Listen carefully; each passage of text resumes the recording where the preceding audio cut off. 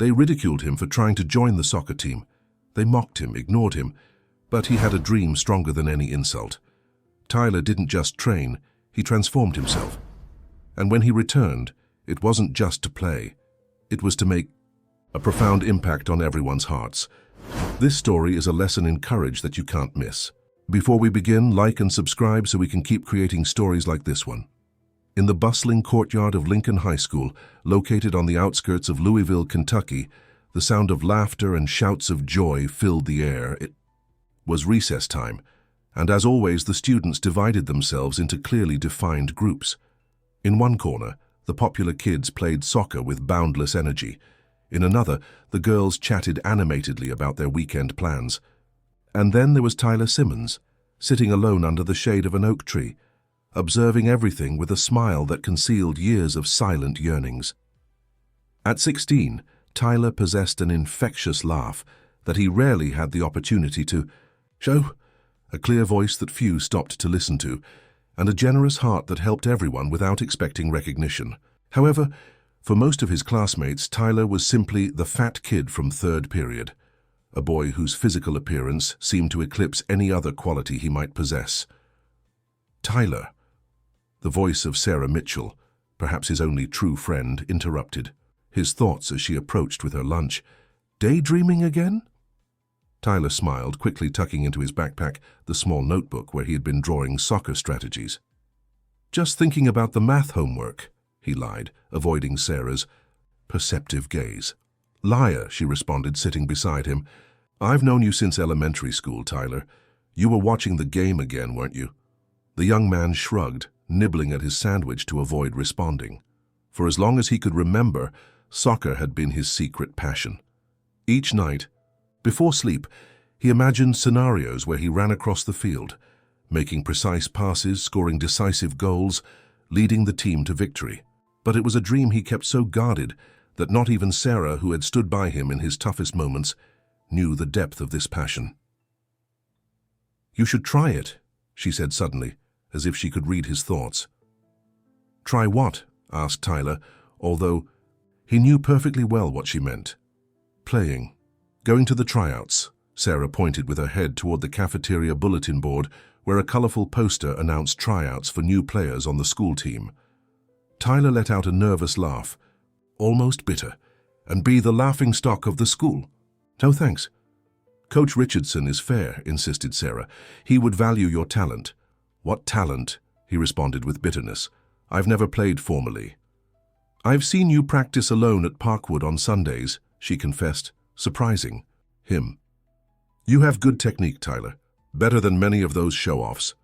The bell announcing the end of recess interrupted their conversation, saving Tyler from having to respond. As they walked toward the classroom, they passed in front of the bulletin board. Tyler paused for a moment, reading the large, eye-catching letters.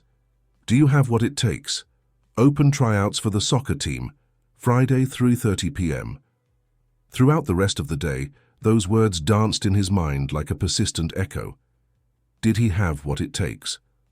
That night, locked in his bedroom in the modest house he shared with his mother, Rebecca, and his grandfather, Samuel, Tyler stood in front of the mirror. What he saw was what he had always seen, a boy with a robust build, round cheeks, and expressive eyes that revealed more than he would like.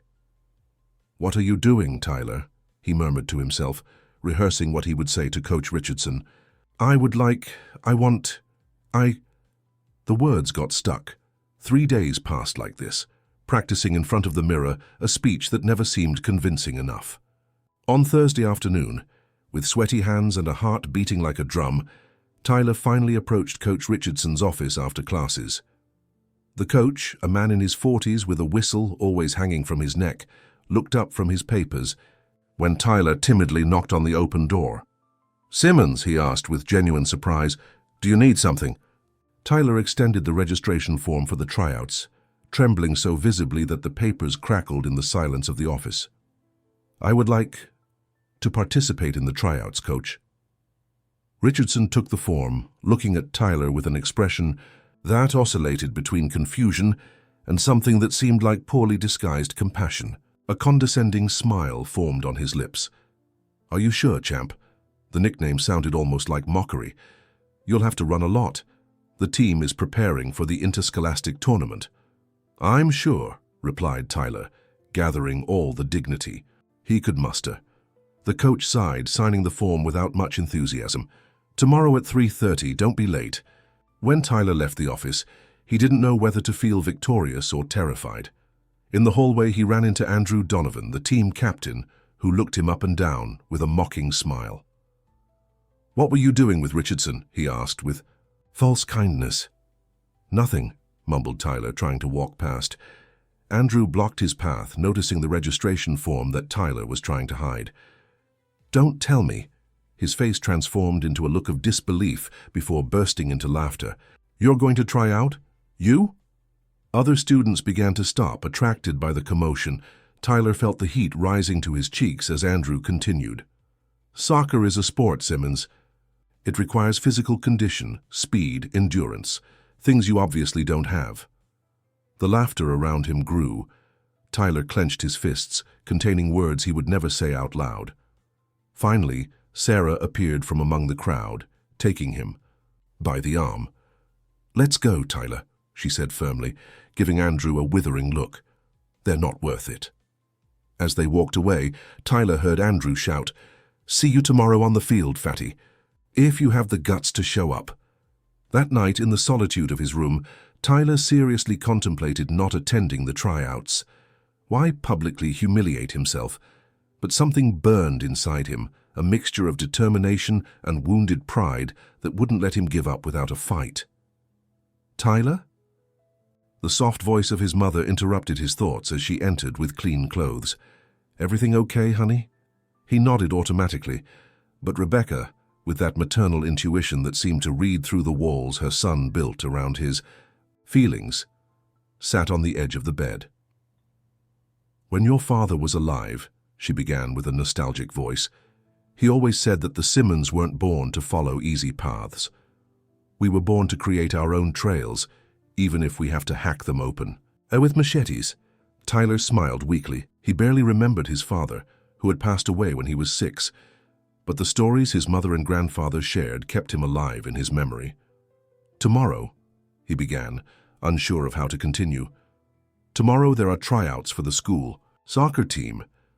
"And you're going to participate?" she asked, without a hint of surprise in her voice.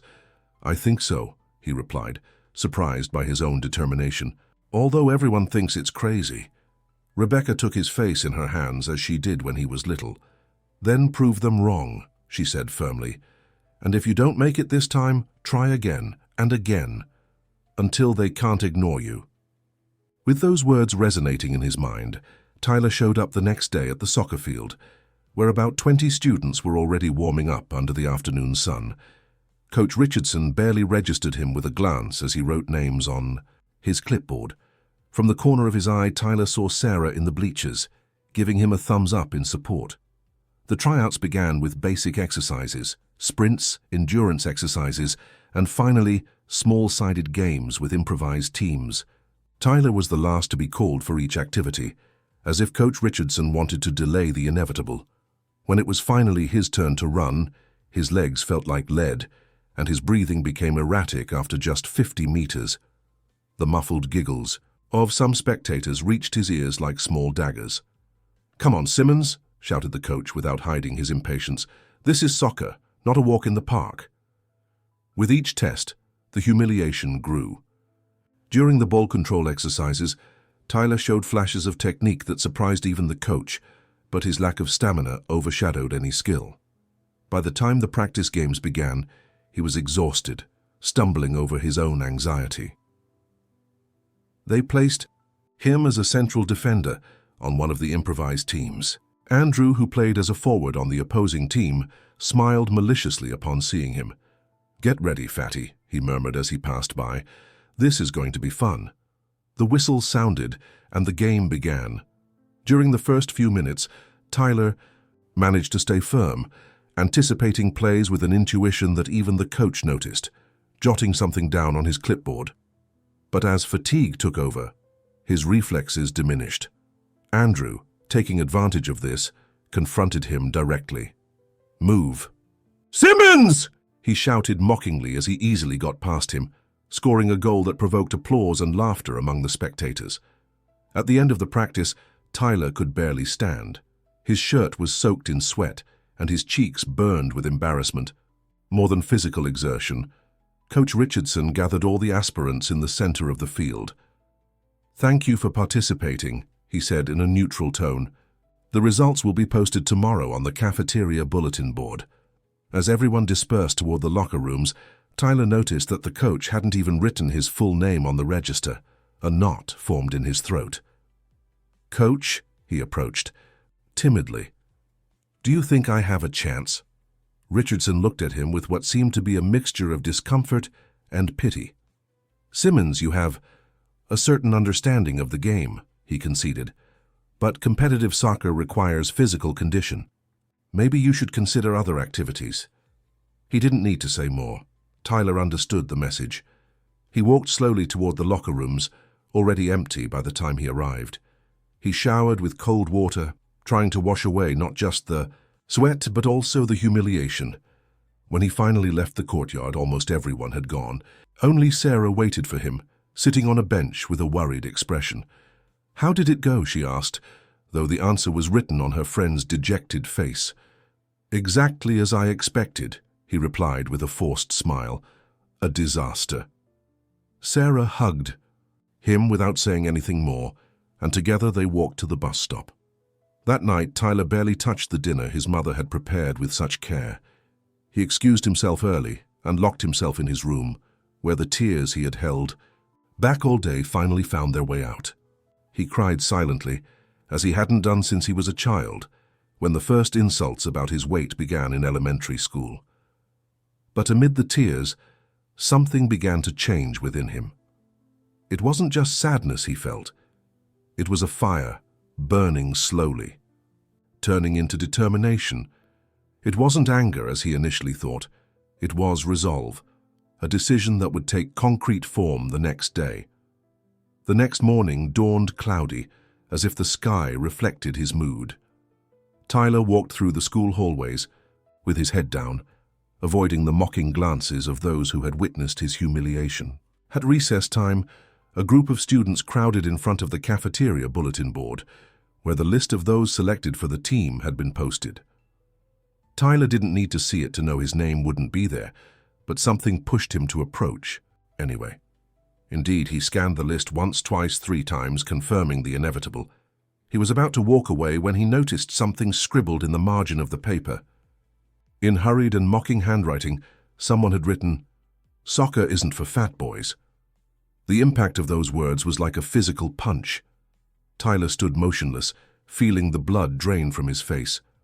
Around him, some students noticed what he was reading and began to laugh discreetly. "Did you see the list, Fatty?" Andrew's voice came from behind, laden with malice. "What a shame, right? Maybe you'll have more luck in the chess club." Tyler didn't respond. He couldn't. A knot in his throat prevented him from articulating a word. He simply turned around and walked to the nearest bathroom, locking himself in a stall until the bell announced the end of recess. The rest of the day passed in a fog of humiliation and pain. But that night, something changed. Instead of sinking into self-pity, Tyler pulled out from under his bed a box where he kept sports magazine clippings, player statistics, and play diagrams he had drawn over the years. He spread them across his desk, studying them with new eyes. Then he turned on his computer and began searching for information on physical training, sports nutrition, and soccer techniques. The next morning, he woke up an hour earlier than usual. Silently, so as not to wake his mother or grandfather, he put on an old pair of sweatpants and worn-out sneakers. He left the house just as dawn was breaking and headed to Parkwood, a few blocks from his house. The park was practically deserted at that hour, except for a few morning joggers. Tyler took a deep breath and began to jog. He hadn't even reached the first curve of the path when he ran out of breath and his legs burned in protest. He stopped, panting, his face reddened by the effort. But instead of giving up, he waited to catch his breath and tried again. This time, more slowly, one step after another. It didn't have to be fast, it just had to be consistent. That day, he completed Barely 2 minutes of continuous jogging before having to walk. The next day it was 3 minutes, and so day after day, gradually increasing his endurance. In parallel, he began adjusting his diet. It wasn't about extreme diets, his mother wouldn't have allowed it, but about making smarter choices. Less soda, more water, fewer fried foods, more fruits. Small changes that added up began to make a difference. 2 weeks after starting his solitary routine, while running through the park, he encountered Mr. Thompson, an older man who used to sit on the same bench every morning, watching the runners. "I see you every day, young man," he said, as Tyler passed by, panting but determined. "You're improving." Tyler stopped, surprised by the comment. "Thanks," he responded between broken breaths. "I still have a long way to go." "Training for a team?" asked Mr. Thompson. Tyler shook his head, briefly explaining his situation. Mr. Thompson listened, attentively, nodding occasionally. "I was a soccer coach," he finally revealed. "For small clubs, nothing professional, but I know the game." Tyler's eyes lit up at this coincidence. Could you give me some advice?" he asked. Timidly, Mr. Thompson smiled, rising from his bench with some difficulty. "Better than that. If you're willing to work hard, I can train you." Thus began an unexpected alliance. Mr. Thompson charged modest fees for his services. "For coffee," he said, which Tyler could pay with money he saved from his allowance and small jobs he did on weekends, helping at a neighbor's auto repair shop. Training with Mr. Thompson was different from what Tyler expected. It wasn't just about running until exhaustion or doing repetitive exercises. The old coach emphasized understanding the game, tactical positioning, reading situations. "Soccer is played first with the head, then with the feet," he constantly repeated. "An intelligent player can compensate for physical limitations with anticipation and game vision." For hours, they analyzed professional matches on Tyler's small tablet, discussing movements, tactical decisions, positioning. Then, on the field, they practiced applying that theory. Mr. Thompson was not indulgent. He demanded precision, concentration, and effort. At home, Rebecca noticed the changes in her son with a mixture of pride and concern. The taciturn and withdrawn Tyler gave way to a more focused, more confident young man. His grades at school, far from dropping due to the time dedicated to training, improved considerably. "Sports discipline the mind," he explained when his mother expressed her surprise at his grades. "Mr. Thompson says a soccer player must be intelligent on and off the field." His grandfather Samuel, a man of few words but great wisdom, observed this transformation in silence. One afternoon, while Tyler was practicing ball touches in the small backyard, he approached him. "Your father would be proud," he said simply, before returning to his rocking chair on the porch. Those 5 words meant more to Tyler than any elaborate praise. 3 months after his humiliation at the school team tryouts, Tyler was almost unrecognizable. Not only had he lost weight thanks to his constant physical activity and better diet, but his posture, his attitude, even his gaze had changed. He no longer walked with hunched shoulders, trying to occupy less space. Now he moved with the confidence of someone who knows exactly what he wants. One Saturday afternoon, while training with Mr. Thompson at the community field in Parkwood, he noticed that Lincoln High's official team was practicing on the main field. He hadn't seen them since that fateful tryout, deliberately avoiding any contact with them at school. "Focus, Tyler," Mr. Thompson reminded him, noticing his distraction. "They don't matter now." But they did matter. Not for seeking approval, but as a reminder of what had prompted him to start this journey. Tyler nodded and returned to his training with renewed intensity. What he didn't know was that someone was also observing him. Coach Richardson had brought the team to Parkwood for special training. While supervising his players, his attention was drawn to the figure practicing on the adjacent field. There was something familiar about that young man, but he couldn't immediately identify him. He observed him for several minutes, impressed by the technical precision and tactical intelligence he demonstrated, while following the instructions of an older man who clearly acted as his coach. "Donovan," he called to Andrew, who was taking a water break. "Do you know that kid?" Andrew looked in the indicated direction, squinting to focus better. "No way," he murmured with disbelief. "I think it's Simmons, the fat kid who tried out a few months ago." Coach Richardson frowned, observing more closely. Indeed, it was Tyler, though he could barely recognize him. Not only had his physique changed considerably, but his movements on the field showed a confidence and skill that he hadn't exhibited during the tryouts. "Continue with the training," he instructed his players, before walking toward the field where Tyler and Mr. Thompson were practicing. He approached just as Tyler was executing a series of precise passes against a wall, controlling the rebound with different parts of his body. Mr. Thompson, noticing the presence of the newcomer, signaled his pupil to stop. "Good afternoon," greeted Coach Richardson. "I hope I'm not interrupting." "Not at all," responded Mr. Thompson with professional kindness. "Can I help you with something?" "I'm David Richardson, physical education teacher and coach of the Lincoln High soccer team," he introduced himself, extending his hand. "Robert Thompson," the old man responded, "former coach of several local clubs, now retired, or almost," he added with a smile, pointing to Tyler, who remained a few meters away, visibly uncomfortable. "Simmons, right?" Coach Richardson addressed Tyler directly. "I barely recognized you." "Yes, Coach," responded Tyler with a mixture of courtesy and caution. An uncomfortable silence settled between them until Mr. Thompson broke it with an animated voice. "We were about to practice game situations. Would you like to join us? It's always good to have more participants." The invitation surprised both Tyler and the coach. Richardson hesitated for a moment, but his professional curiosity prevailed. "Why not?" he finally accepted. "In fact, would you mind if I bring some of my players? We could organize a small informal game." Mr. Thompson looked at Tyler, leaving the decision in his hands. The young man took a deep breath, evaluating the situation. 3 months ago, the idea of facing again the players who had humiliated him would have been unthinkable. But now, "It's okay," he responded with determination. "It will be interesting." Minutes later, a group of 6 players from the school team, including Andrew, joined them on the field. Coach Richardson quickly organized a reduced game, 3 against 3, with himself and Mr. Thompson as observing coaches. "Donovan, Lopez, Mendoza, you go together," Richardson indicated. "Simmons, you'll play with Torres and Garcia."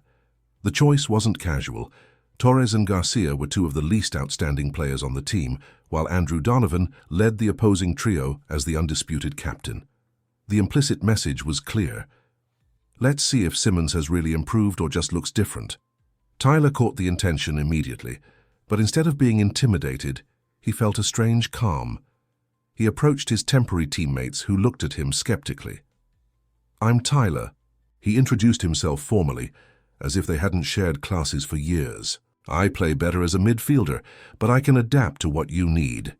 Torres and Garcia exchanged looks of surprise at this unexpected show of confidence. "I'm a forward," said Torres. "Garcia is a defender." "Then I'll connect your plays," responded Tyler naturally. "You just think that I'm here to serve you clean balls." The game began with Andrew in possession of the ball, advancing confidently toward the improvised goal. He faced Garcia, whom he easily got past, but he didn't count on Tyler, having already anticipated his movement. With surgical precision, Tyler cleanly intercepted the ball, and without wasting time launched a long, measured pass to Torres, who was unmarked. A momentary silence fell over the field. Even Mr. Thompson, who knew well the progress of his student, seemed impressed by the perfect execution. Coach Richardson raised his eyebrows, making a mental note. The game continued with growing intensity. With each passing minute, Tyler demonstrated not only his new physical condition, but a tactical understanding of the game that surpassed even Andrew's.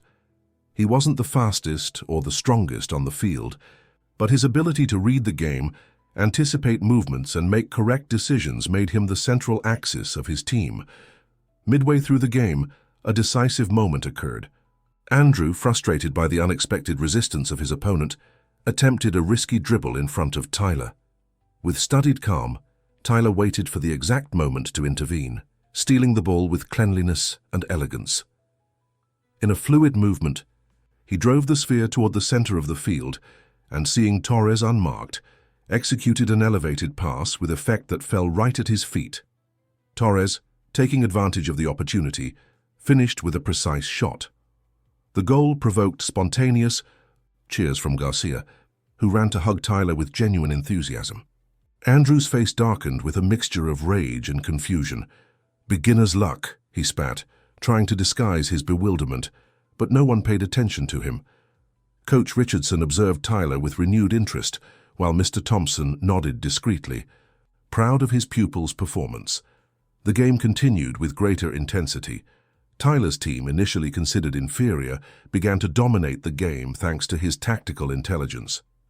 By the time Coach Richardson called the match to a close, the score favored Tyler and his teammates with a resounding 4-2.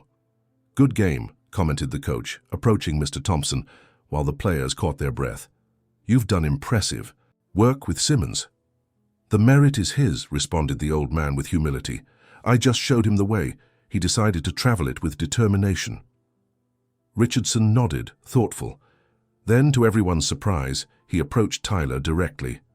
"I was wrong about you, Simmons," he admitted frankly. "You have something I didn't see during the tryouts. You play with your brain, and that's worth more than speed or brute force." Tyler, speechless at this unexpected recognition, simply nodded. "Monday, after classes," continued the coach. "Present. Yourself at the training field. I'd like to see you play with the entire team." The invitation, formulated in everyone's presence, fell like a bomb.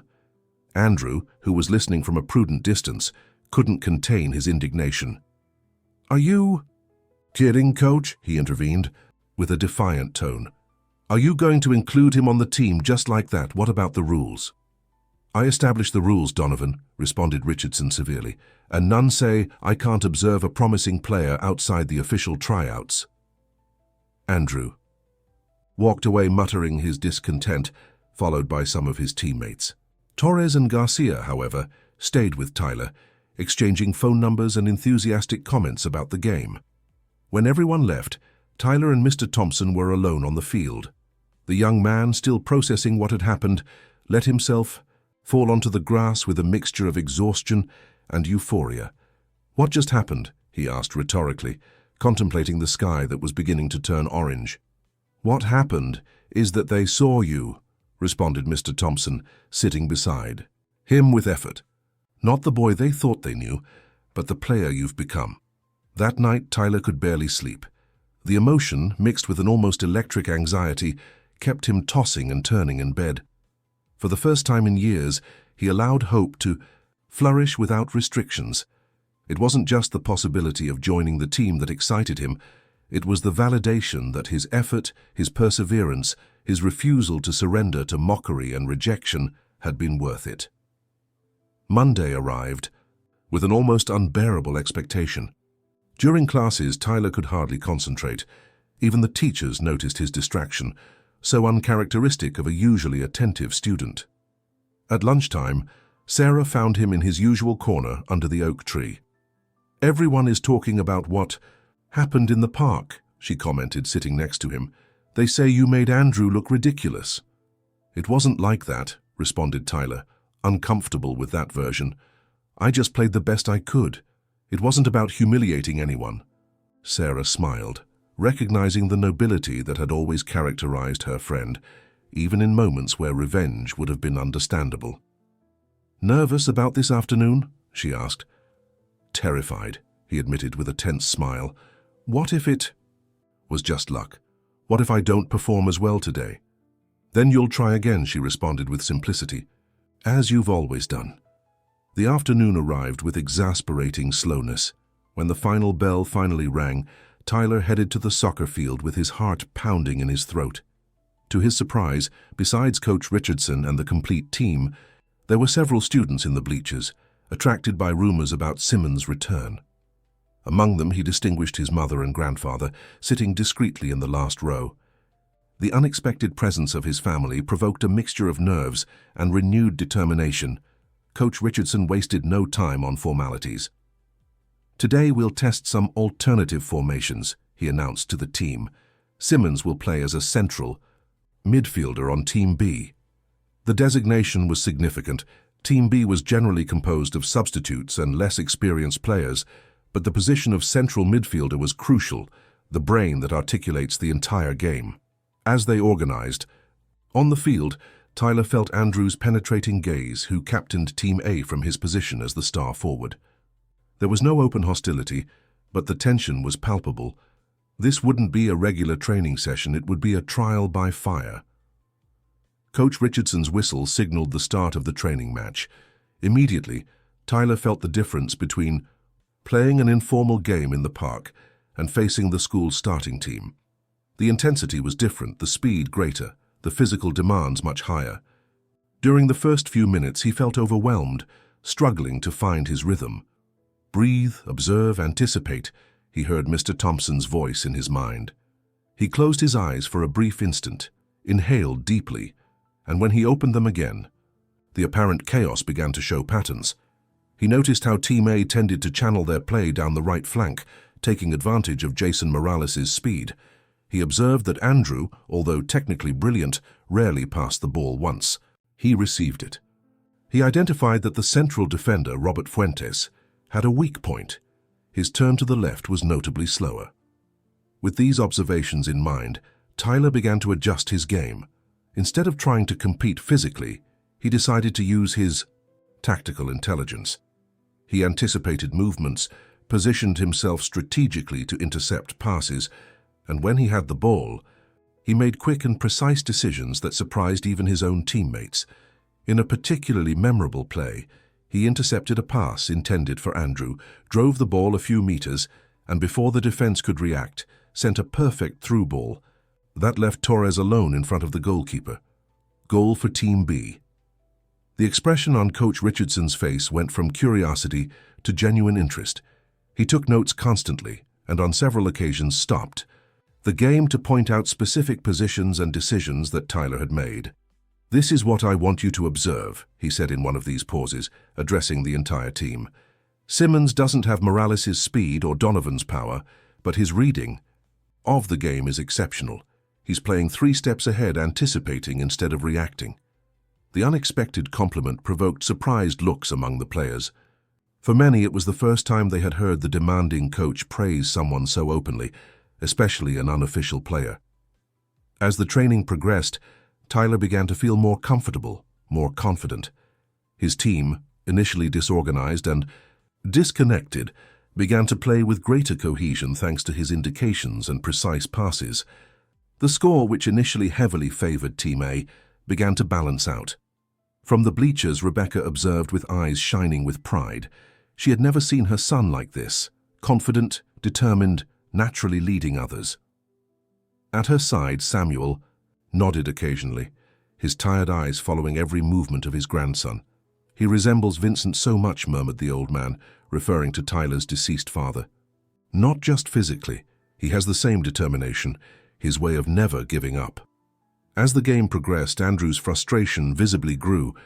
What should have been a demonstration of the starting team's superiority was turning into a close competition, largely thanks to Tyler's performance. In a particularly tense moment, Andrew lost his patience. "Stop passing the ball to Simmons," he shouted to his teammates when Tyler intercepted another of his passes. "It's just luck." But no one seemed to believe it anymore. Tyler's consistent performance throughout the training belied any attribution to fortune. As the training was coming to an end, the definitive moment occurred. Team B was advancing in a counterattack led by Tyler. Andrew, determined not to allow another humiliation, ran to intercept him. His tackle was hard, reckless, clearly motivated by frustration. Tyler, anticipating the movement, pivoted at the last instant, avoiding direct impact but falling nonetheless due to the inertia. Coach Richardson's whistle sounded loudly. "Donovan!" he shouted, visibly upset. "That's a foul and a card. In an official match, you'd be expelled." Andrew, panting from effort and rage, didn't even apologize. Tyler, for his part, got up without drama, rejecting the hand that Torres offered to help him. "I'm fine," he said, dusting off his uniform. "Let's continue." That serene reaction, That refusal to dramatize or victimize himself seemed to impress the team even more than his soccer skills. There was a dignity in his attitude that contrasted sharply with Andrew's uncontrolled frustration. Coach Richardson ended the training session shortly after. As the players headed to the locker rooms, he called Tyler aside. "Impressive progress. Simmons," he said sincerely, "you have qualities that can't be trained: vision, tactical intelligence, calm under pressure." Tyler nodded, grateful but cautious, not knowing exactly what to expect from this conversation. "We have a problem," continued the coach. "Richard Watson, our substitute midfielder, fractured his ankle last week. We'll be without him for the entire interscholastic tournament." Tyler's heart began to beat strongly. Could this mean? "We need a replacement," Richardson confirmed. "Someone who can step in when the starter needs rest, or if an injury occurs. I've seen enough today to know you can be that player. If you're interested, of course." The words hung in the air. Tyler felt a knot in his throat. After everything that had happened, after the humiliation, the mockery, the months of solitary training, now he was being offered exactly what he had dreamed. "Yes," he finally responded with a firm voice.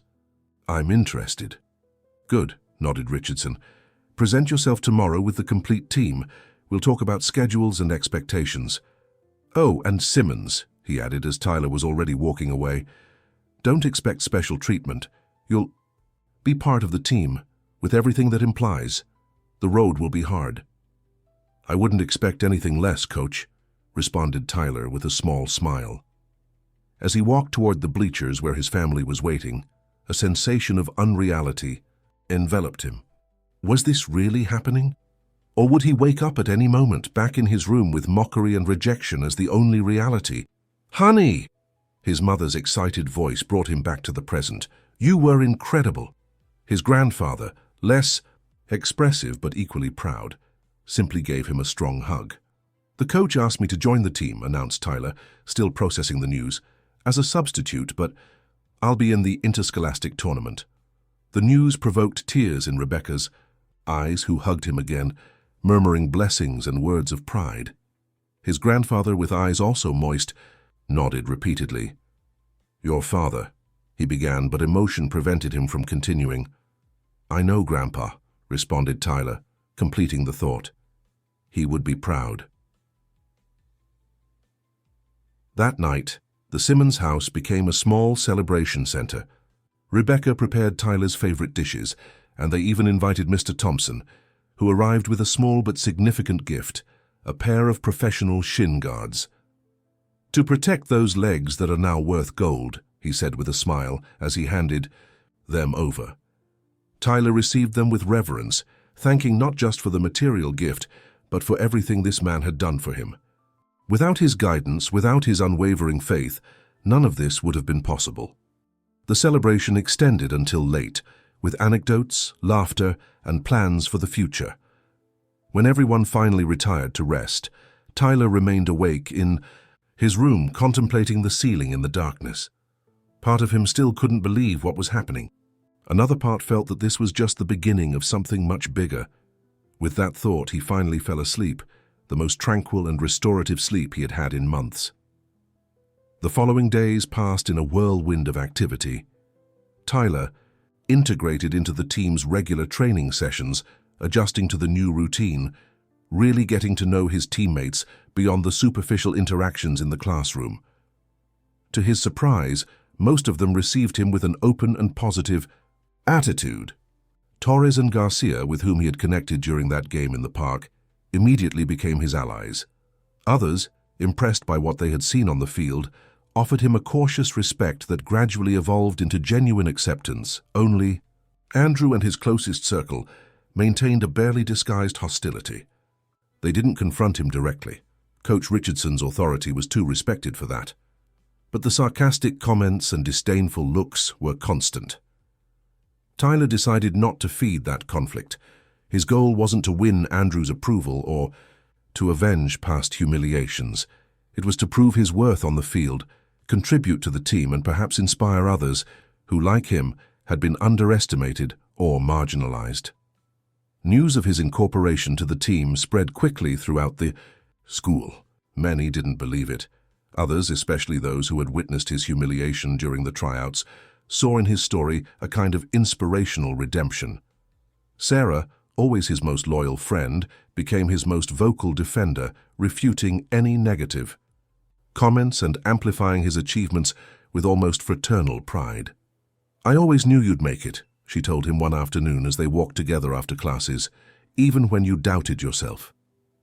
The first official match with Tyler as part of the team was rapidly approaching. The interscholastic tournament would begin with a confrontation against Riverside Tech, a traditionally difficult rival for Lincoln High. During the final training sessions, Coach Richardson made it clear that, as a newly incorporated substitute, Tyler would probably not play in this first encounter unless circumstances urgently required it. "Your moment will come, Simmons," he assured him. "For now, observe, learn, and stay prepared." The night before the match, Tyler practiced until late in the backyard of his house, mentally reviewing strategies, visualizing scenarios. His mother observed him from the kitchen window, worried that he might be demanding too much of himself. "You should rest, honey," she finally told him, coming out to the yard. "Tomorrow is an important day." "I don't think I'll play, Mom," he responded, continuing with his exercises. "I'm just the substitute." "Even so," she insisted, with that maternal intuition that had so often proven to be accurate. "Something tells me you need to be rested for tomorrow." With a resigned smile, Tyler finally agreed. As he prepared for bed, he mentally reviewed all the road traveled, from that invisible boy marginalized for his appearance to the player he had become. Regardless of what happened tomorrow, he had already won his most important battle. The morning of the match dawned with a clear sky and a radiant sun, almost as if the weather itself wanted to celebrate the occasion. Lincoln High buzzed with activity from early on, with flags, banners, and the palpable enthusiasm of students and teachers alike. The interscholastic tournament was one of the most important events of the academic year, and this time, expectations were particularly high. Tyler arrived at school with the team's official uniform carefully folded in his backpack. Despite knowing he would probably remain on the bench throughout the entire match, he felt a mixture of nerves and pride at the thought of officially wearing his school's colors. Upon entering the locker room, he immediately noticed the tense atmosphere. The regular players prepared in silence with concentrated expressions that revealed the pressure they felt. Riverside Tech had defeated Lincoln High in the last 3 encounters. Reversing that trend would not be easy. Coach Richardson entered with his characteristic punctuality, carrying a clipboard and wearing a serious expression that intensified the silence. "Well, team," he began, looking at all of them, "we've worked hard for this moment. We know the strengths and weaknesses of our opponent. We know what we have to do." He proceeded to review the planned strategy, assigning specific positions and responsibilities. As expected, Tyler didn't figure in the starting lineup, but the coach explicitly mentioned that he should be ready to enter if necessary. "Simmons," he said, addressing him directly, "observe the game attentively from the bench. I want your tactical analysis in real time." The assignment surprised everyone, especially Andrew, who visibly frowned. Traditionally, that responsibility fell on more experienced players. That the coach would trust in the tactical vision of a newcomer was unusual, to say the least. When the team went out to the field for the warm-up, Tyler noticed that the bleachers were practically full. Students, family members, teachers, all gathered to support the team. Among the crowd, he distinguished his mother and grandfather in a centered position and Mr. Thompson a few rows below. Sarah was in the front row along with a group of classmates, holding a banner with the school colors. The warm-up passed without incident, although Tyler noticed that Michael Reed, the starting midfielder, seemed less agile than usual. At one point, he saw him wince in pain after a sudden turn, but the gesture apparently went unnoticed by the rest of the team. Finally, the teams lined up for the start of the match. As planned, Tyler took a seat on the substitutes bench, along with 4 other players and Coach Richardson's assistant. From there, he had a privileged view of the entire field. The initial whistle gave way to an intense match from the first minute. Riverside Tech deployed their characteristic aggressive play, pressing high and forcing errors in Lincoln High's build-up. After a few minutes, it became clear that the planned strategy wasn't working as expected. "They're blocking our wings," commented Tyler quietly to the assistant. "We should try to build through the center, take advantage of the spaces they leave between their midfielders." The assistant nodded, transmitting the observation to Coach Richardson, who briefly looked toward the bench before making some tactical adjustments. Surprisingly, the suggestion worked, allowing Lincoln High to gradually balance the game. The first half passed without goals, but with dangerous situations for both teams. During the break in the locker room, Coach Richardson adjusted the strategy again, incorporating some of the observations Tyler had made from the bench. "Simmons is right," he said, surprising everyone. "They're leaving spaces between the lines that we're not taking advantage of. Reed, I need you to position yourself more forward, looking for those gaps." Michael Reed nodded, although Tyler again noticed a slight wince when he moved. Something definitely wasn't right with him. The second half began with renewed intensity. Lincoln High, applying the tactical adjustments, began to dominate the game, creating constant dangerous situations. However, at 17 minutes in, what Tyler had feared occurred. Reed, trying a sudden turn to avoid a defender, fell to the ground, holding his leg in evident pain. Time seemed to stop. Coach Richardson immediately entered the field, along with the medical staff. After a brief evaluation, it became clear that Reed could not continue. "Simmons," called the coach, pointing toward the field. "Your turn." With his heart beating so hard that he feared it could be heard in the bleachers, Tyler stood up. This was the moment he had dreamed of, for which he had worked tirelessly for months. But these weren't the circumstances he would have wished for. He was never happy about a teammate's injury. He approached Reed as they helped him off the field. "I'm sorry, Michael," he said sincerely. "Hope it's not serious." Reed, despite the pain, managed a tense smile. "Tear them apart for—" he interrupted himself, correcting. "Tyler, show them what you're worth." The nickname almost used, that reminder of how they saw him before, far from offending him, reinforced his determination. He was no longer the fat kid. He was Tyler Simmons, midfielder for Lincoln High, and he had a match to help win. As he entered the field, he was received with scattered applause and expressions of concern. Reed's injury was a hard blow for the team, and many doubted that an inexperienced substitute could effectively replace him. Tyler perceived that distrust and used it as fuel. His first few minutes were cautious, adjusting to the rhythm and intensity of official play. But gradually, he began to feel more comfortable, applying everything he had learned with Mr. Thompson and in training with the team. At 23 minutes into the game, a decisive moment occurred. Tyler intercepted a pass in midfield, and instead of immediately looking for Andrew as dictated by the unwritten hierarchy of the team, he noticed Torres unmarked on the right wing. Without hesitation, he sent a long and precise pass that found Torres in full stride. The development of the play was perfect. Torres advanced a few meters and crossed to the area where Carlos Lopez, the other forward, connected with an impeccable header.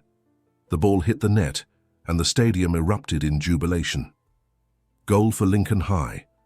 Tyler's first goal with the team hadn't been scored by him, but manufactured with his vision and precision.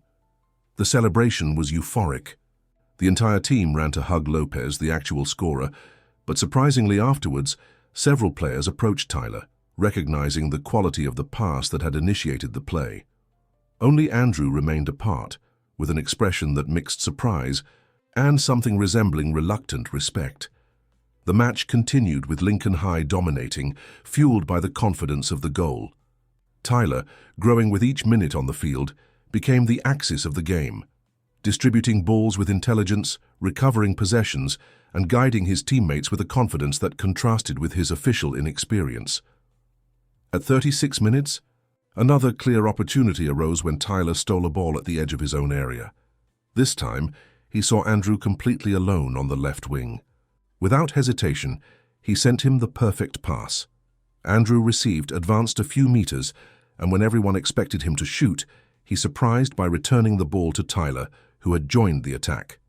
With the goal at his mercy, Tyler finished, with a soft-placed touch that left the opposing goalkeeper without options. 0 for Lincoln High. And this time, the goal scorer was Tyler himself. The bleachers erupted in a deafening ovation. Rebecca hugged Samuel, both with tears of pride in their eyes. Mr. Thompson applauded energetically, nodding like someone who sees his most optimistic predictions confirmed. And Sarah jumped and shouted as if the entire championship had already been won. But the most surprising thing occurred on the field. Andrew, who had assisted the goal with a pass few expected from him, was the first to approach Tyler to celebrate. It wasn't an effusive hug, but a simple handshake and a nod that, coming from who it came from, meant more than 1,000 words. The rest of the match passed with Lincoln High maintaining control, managing the advantage with intelligence. Tyler played the full 90 minutes, showing no signs of fatigue. His performance had been impeccable, much more than anyone, even Coach Richardson, would have expected from a debutant in such demanding circumstances. When the referee signaled the end of the match, the celebration was immediate and joyous.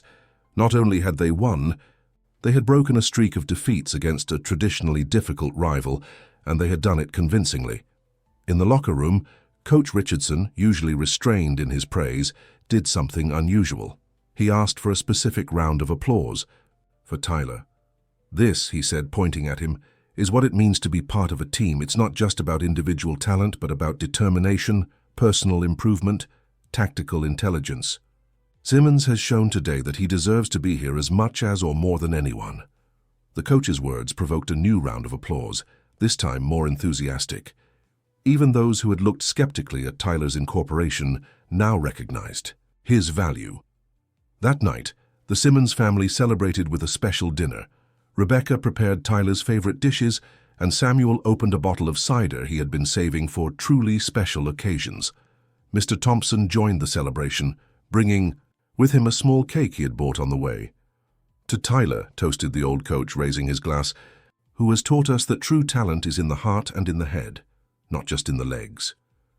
"And to you," responded Tyler, visibly moved. "Without your guidance, none of this would have been possible." In the days that followed, Tyler experienced something new: recognition. Students who had previously ignored him now greeted him in the hallways. Teachers who had barely noticed his existence now commented on his performance in the match. His story had become a topic of conversation. The boy who had been rejected for his physique, who had worked in silence until transforming not only physically but as a player, and who now emerged as a promise for the team. Most significant was the change in his relationship with Andrew. They didn't become close friends overnight. There was too much history between them for that. But the open hostility gave way to a cautious mutual respect.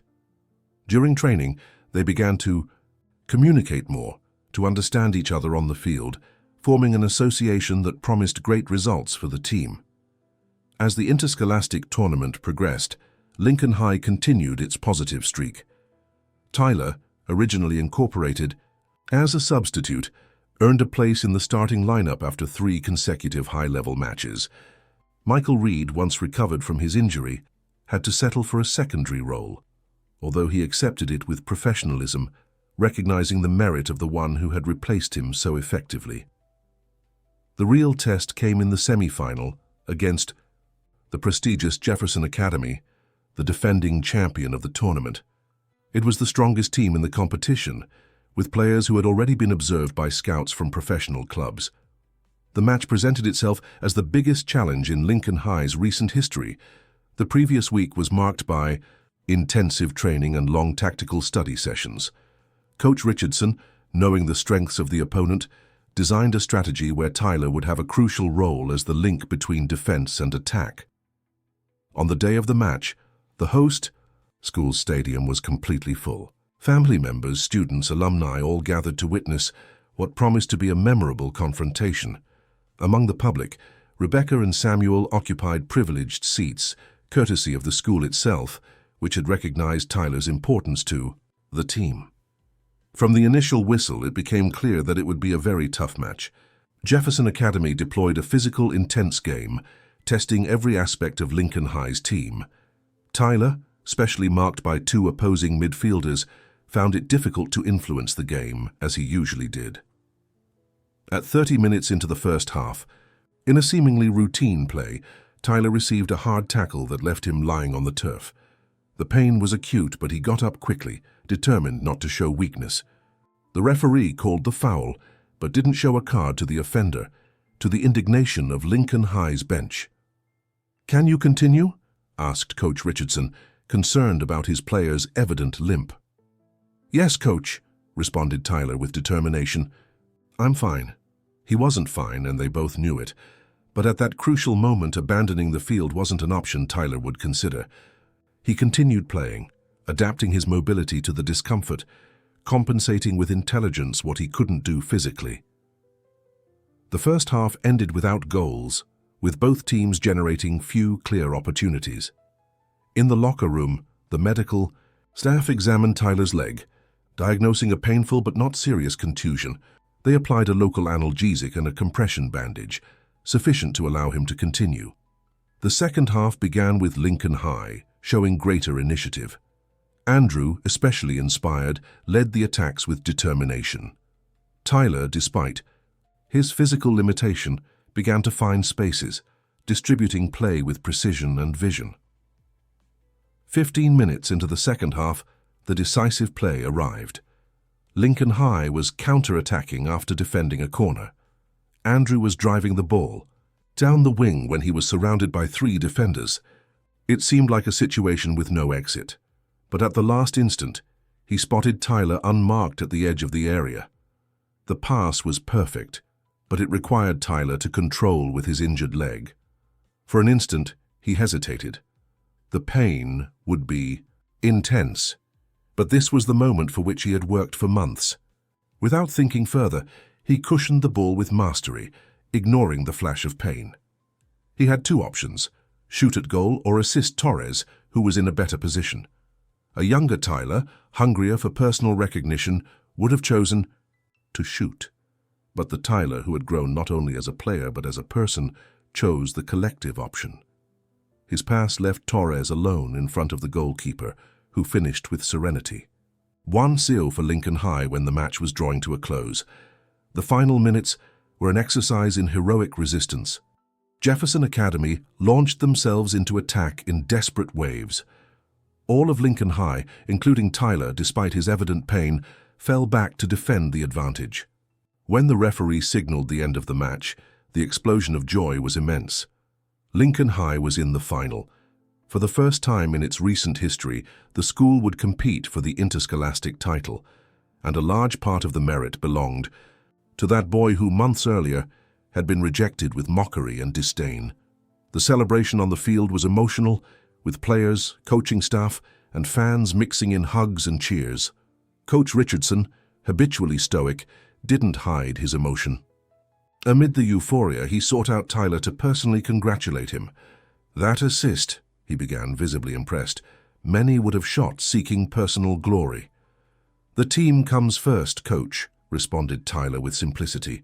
"You taught me that." Richardson nodded, squeezing his shoulder with paternal affection. "You're the player every team needs, Simmons, not for the physique, for the head and for the heart." The final, celebrated a week later, was almost anticlimactic after the epic semi-final. Lincoln High defeated their rival with relative ease, crowning themselves champions amid the jubilation of the entire school community. Tyler, recovered from his contusion, played the full 90 minutes, directing the game with the authority of a veteran. During the award ceremony, when the team captain, traditionally Andrew, had to receive the trophy, something unexpected happened. Andrew approached the podium, but instead of taking the trophy, called Tyler to accompany him. "We lift it together," he said quietly, loud enough for only Tyler to hear. "You've earned it." That gesture, small but significant, symbolized something greater than a simple sports trophy. It was the recognition of a profound change, not only in Tyler but in the entire dynamic of the team and, by extension, the school itself.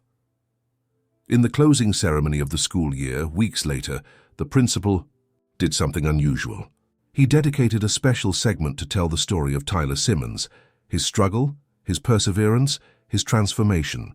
He presented it not as a simple sports anecdote, but as a life lesson for the entire educational community. The value of a person concluded the principal, is not measured by their physical appearance but by their character, their determination, and their ability to overcome adversity. Tyler Simmons has taught us that with his example. As the auditorium applauded him standing, including many of those who had previously belittled him, Tyler experienced a strange sensation of closure. It wasn't about savoring a victory or rubbing his success in the face of his detractors. It was about something deeper, the certainty that he had found his place not just on the team but in the world. The most valuable thing wasn't the external recognition, although it certainly felt good, but the confidence he had gained in himself. He no longer needed others to validate his worth. He knew it intimately, had forged it with sweat and tears, with unwavering determination. As he walked toward his home that last day of classes, still wearing the team uniform and with the champions, medal hanging from his neck, Tyler reflected on the road traveled. He had begun seeking to prove something to others, but in the process he had discovered himself. And that, he understood with crystal clarity, was the most important victory, the one that no one could ever take away from him. Dear listeners, we hope that Tyler's story has moved and inspired you. To continue this emotional journey, we've prepared a special playlist with equally captivating stories about personal improvement and inner discovery. Find it here by clicking to your left. If you liked this story, don't forget to subscribe to our channel and give the video a like. Every day we bring unique stories that explore the complexity of life and the transformative power of determination. Don't miss our upcoming content about characters who, like Tyler, teach us that true triumphs begin in the heart. We'll be waiting for you in the comments to learn about your own stories of overcoming.